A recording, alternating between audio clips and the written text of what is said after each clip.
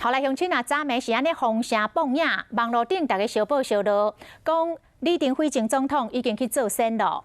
台联赶紧出面来澄清，讲这是假消息，讲李前总统还阁伫咧病院继续咧治疗。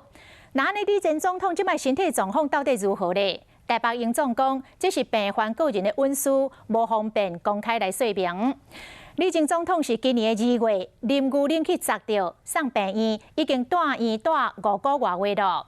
总统、副总统、行政院长早起拢去病院甲探视。台北市长郭文摕嘛暗算要去，伊阁学到李登辉是英雄人物。车队足紧的开入去台北营总的停车场，因为前总统李登辉有消息讲伊的健康无讲介好。总统蔡英文、副总统赖清德、行政院长苏贞昌拢赶到台北营总。台北市长郭文摕嘛讲，知道状况，然后联络家属，安排好，不要让给他造成人家困扰。我最后一次看到他去年的5月，但是对我来讲，李登辉他就是英雄人物啊。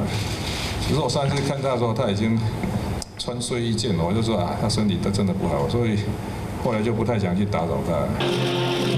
穿西装坐轮椅，去年10月19，李登辉基金会有一个募款的餐会，这是已经98岁李登辉最近一摆公开出现。但是李登辉今年2月7日，因为啉牛奶砸到送病院，7月28因暗时有消息讲无好。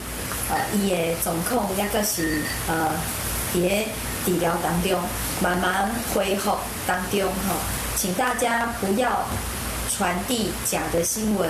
针对李前总统目前的健康状况，北荣因为以病人隐私为由，目前不愿多做说明。基金会秘书长王彦君无出来说明。翠山庄外口，未少媒体拢伫遐顾规暝。今仔透早前总统李登辉的太太詹文辉离开翠山庄。